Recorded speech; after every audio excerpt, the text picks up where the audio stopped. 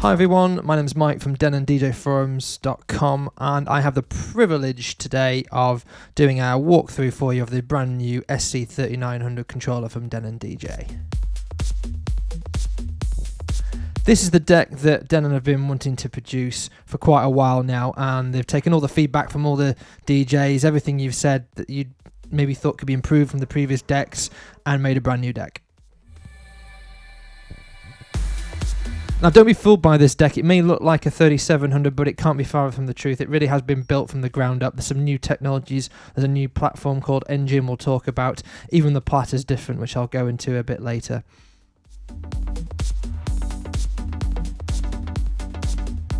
I'll jump straight into the really important stuff.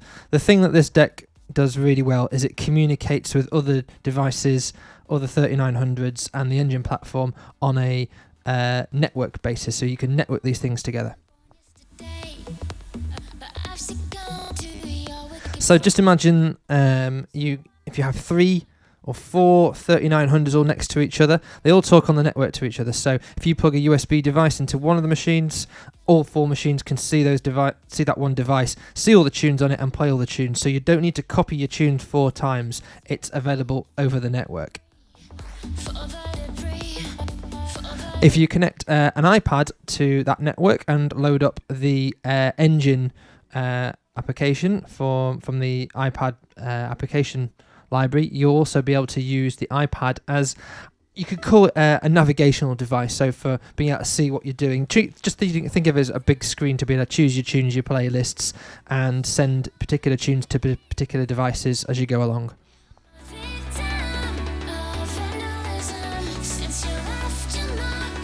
Next up is the Engine application for personal computers, so for Mac and for PC. Now this isn't just a navigational device, this can also act as a media server, so it can serve up tunes from your hard disk and send them over to the 3900, and it's the 3900 that does the processing, so that actually does the hard work. So you can run this thing on a really basic old laptop running Windows XP if you really want to. It's not strenuous at all on the laptop.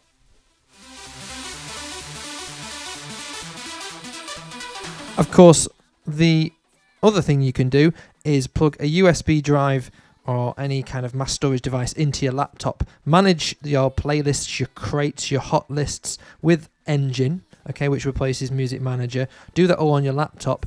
Then when you go out and actually play at a house party or at a club, leave your laptop at home, take the USB storage device, insert it straight into any of your 3900s, grab an iPad, and before you know it, you're using your iPad to navigate and the files are being pulled straight off the storage device. So even if your iPad crashes or reboots or loses power, you still keep going.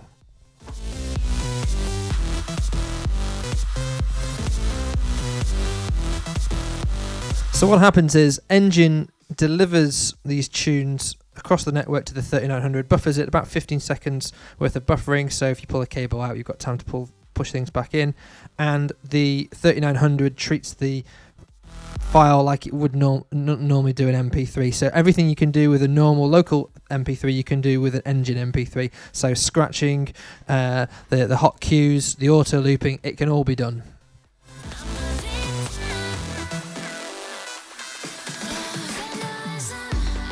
So what I'm going to do now is show you my setup of how I've got things set up with the router and all the cabling, just so you can see how it all goes together. Okay, so the first thing I'm going to show you is the networking side of the 3900. So that's for Engine and also just for straight USB sharing. So what I'm going to do is I've flipped the unit around so you can see the back. Now if you look closely at the back you'll see the link port, that's an Ethernet port there. You've seen that before on the 3700, but with this it's slightly different because it's used for sharing pretty much everything. You'll see how clever this is. So what I'm going to do is I'm going to take my router. I've got a cable wired in. It can be a crossover cable or a normal cable depending on your router. So I'm going to plug that into the router directly, and hopefully that'll sort itself out in a second. The other thing I'm going to do is now plug the computer in from Engine. So this is just my desktop PC, it could be a laptop. I'm going to plug that in as well. Turn it around, and hopefully there we go. You can see some flashing lights on my router. Just let me zoom that in just to prove it. So now that is the 3900 talking to Engine on my laptop. So they're communicating, having a good old chinwag, sorting themselves out. So there you go. So now I've got the 3900 plugged into the network, I've turned it back round, and I'm now going to take a quick look over at Engine to see what Engine does.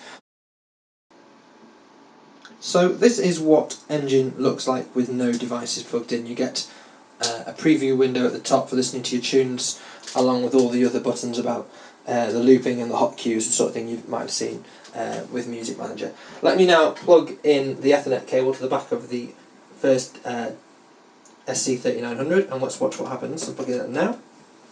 And there we go, it's detected the device, it's popped up at the bottom as a deck, and on the left hand side things have changed, and also the preview windows now disappeared because we shouldn't need to use it because we've got the decks to use instead.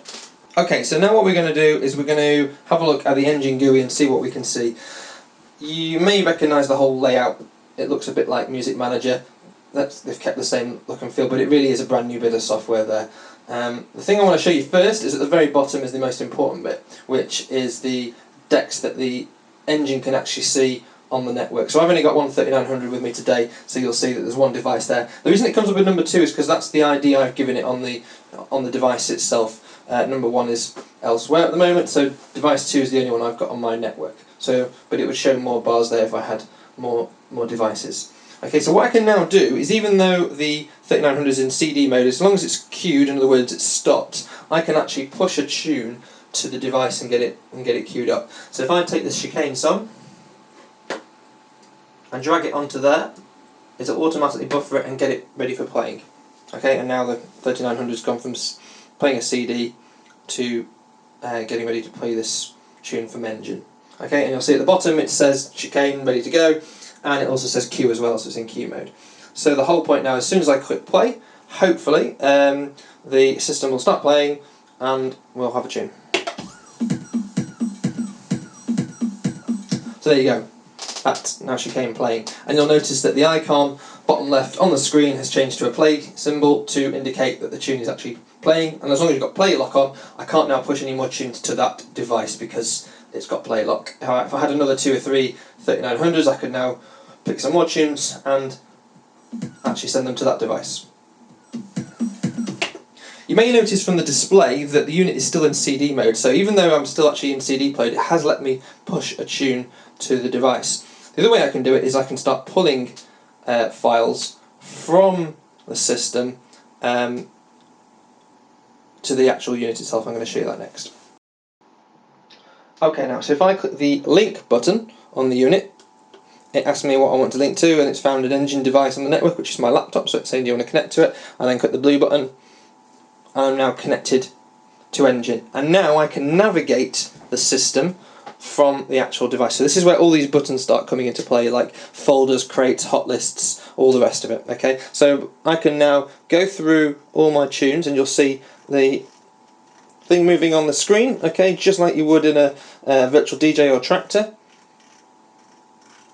And then the information's coming up on the actual 3900 screen as well. And then when I've found something I like, I can pick it,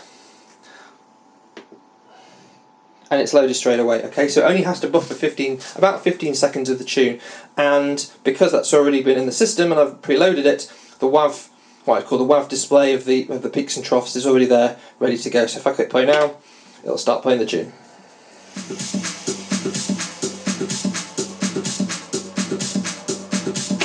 And I think that is pretty impressive stuff. Okay, so the next thing I'm going to show you is USB connectivity. So this is slightly different on the 3900. Instead of using a USB stick, I'm going to show off a bit and actually just connect my Samsung Galaxy S2, because it's a storage device. I should be able to plug it in and get it working. So I'm going to plug it in now and show you how quickly we can get things going.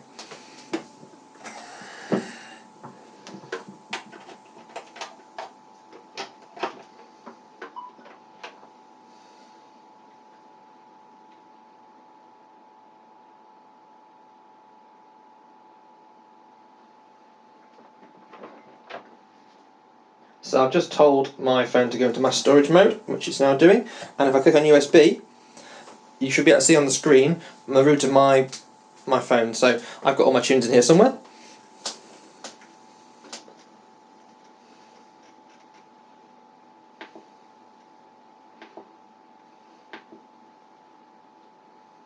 And there we go, we've got a tune loaded, so let's see if it works.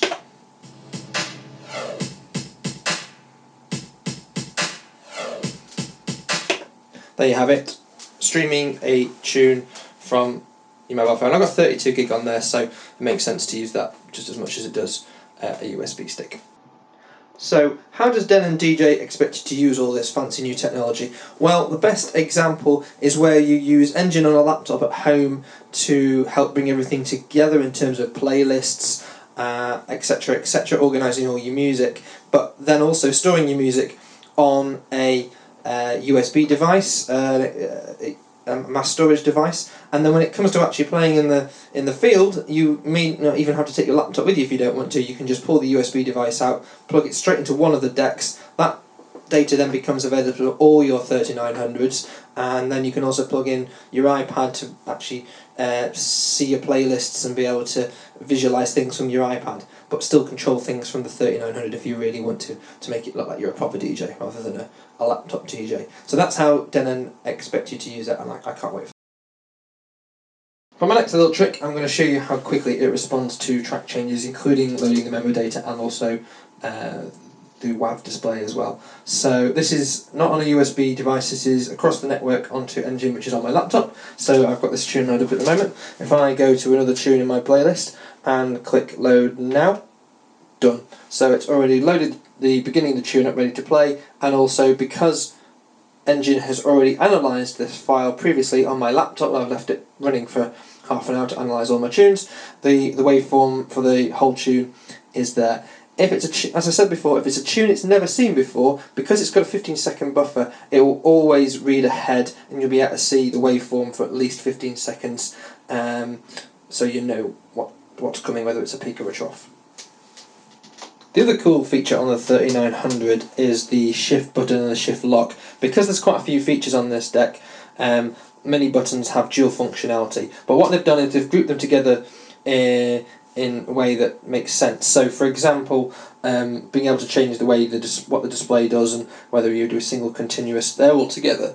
But also, if you press shift and those buttons at the top right, you'll get all the featured for navigating the files, so things like the hot list, the crate, the playlists. And there's a shift lock button, so if I press the shift lock button now, it actually locks the shift on, so that means that if I press any of those buttons it's going to do the alternative feature, which means that I can focus on one particular thing rather than having to press shift every single time. Okay, let's talk very quickly about the platter on the 3900. It may look the same as the 3700, but this is a new platter.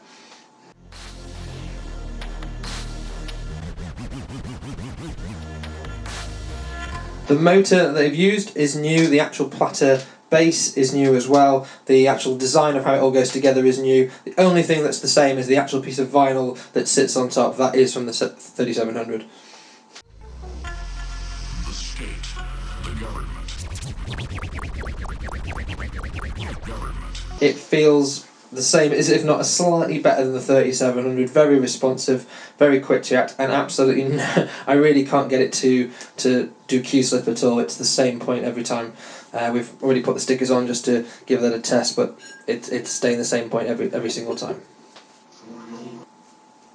Okay, so the next cool little feature I want to show you is the actual platter speeds. There's two knobs and a button which says vinyl, which is illuminated currently, which helps define the start and stop speeds of the platter. Okay, if I want to just turn the whole thing off and get instant play, I just turn the vinyl off and we're back to normal mode. But as soon as I have vinyl on, these two buttons above now actually play a part in how quickly I start and stop the device. So you've got a minimum and maximum. You've also got a little green triangle, which is probably really too hard to see. If I zoom in a little bit more, you can probably see it. That triangle means that it's matched to a Technics 1210 deck. Okay, so if you've got the start and stop on those triangles there, so I'll do it now. It means that the start and stop is best matched to a feel of a real actual record deck. Okay, so you'll hear it here. Stop it again, I'll start it.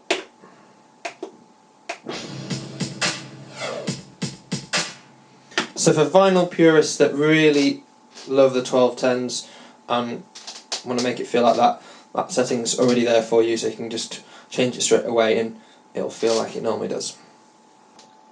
Next up is the pitch range. Again, this has been made more like a Technics deck, where you've got the actual pitch range not hidden in any options. It's a button that can go between off, 6, 10, 16 and 100, and on the screen it'll tell you in big letters which one you're going for. So I'm going to go back to 10. Key adjust is also there as well for you, and that means that if you really want, you can have 100% range.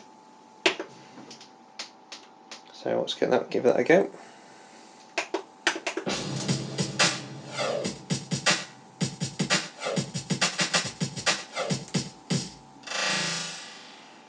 So that's on 100% to almost stopping. So you can get some fantastic effects by using the 100% pitch range there.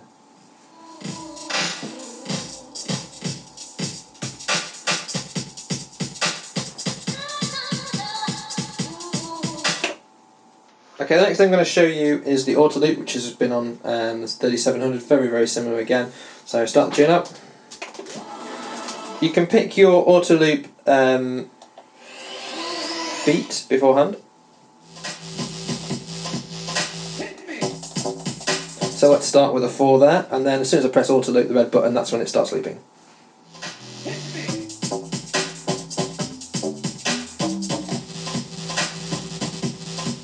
There you go, that's a loop now.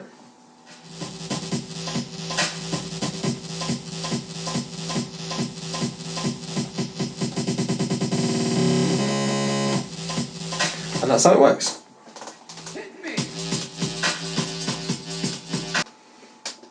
The other thing to note on the loops on the top left as well is that you can do trim on the A point and the B point, so the entry point and the exit point as well. You just hold the shift button down and it lets you trim the A point and the B point to get your loops absolutely spot on.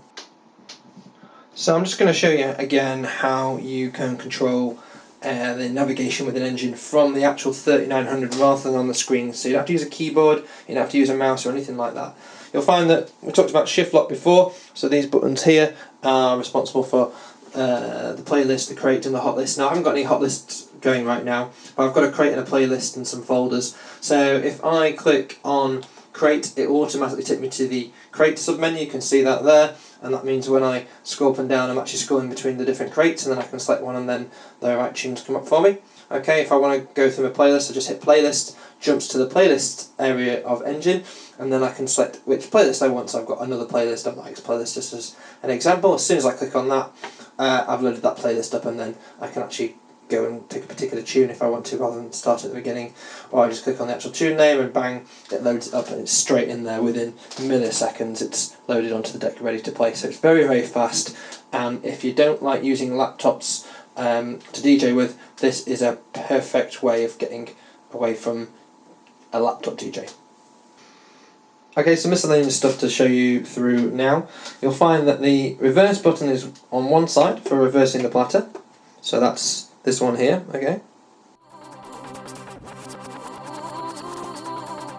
And then the dump feature, there's a dedicated button on the right hand side for it. Now, in case you haven't forgotten, the dump feature is where the original song doesn't lose tempo because it keeps going in the background and then gives you the right place when the dump is then finished. Okay, so you'll see in a second that I get about 4 seconds worth of reverse. Yes.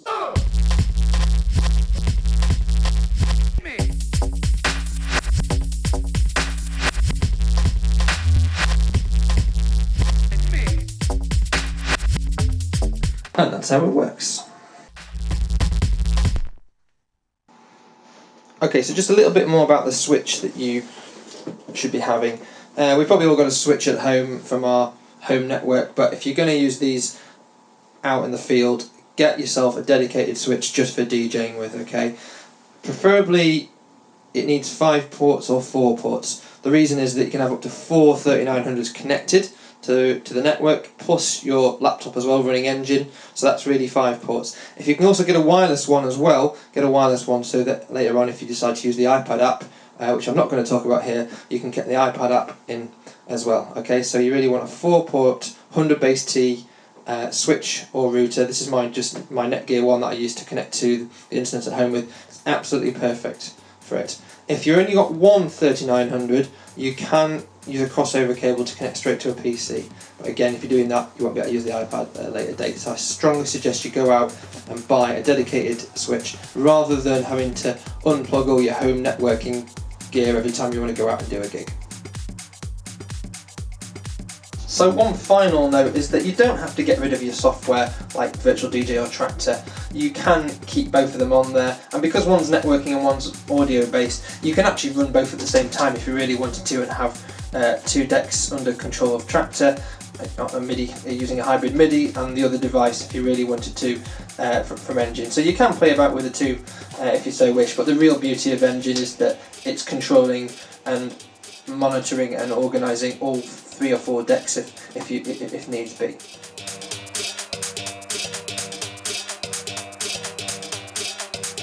So that's it for me. There'll be another review coming up in March. Because there's only 3 decks in the whole of Europe right now, I've only got 1, so I can't share anything with 2 or more decks. But if you stay tuned to denondjforums.com, there should be some more coming along soon. Thanks for watching. Oh yeah.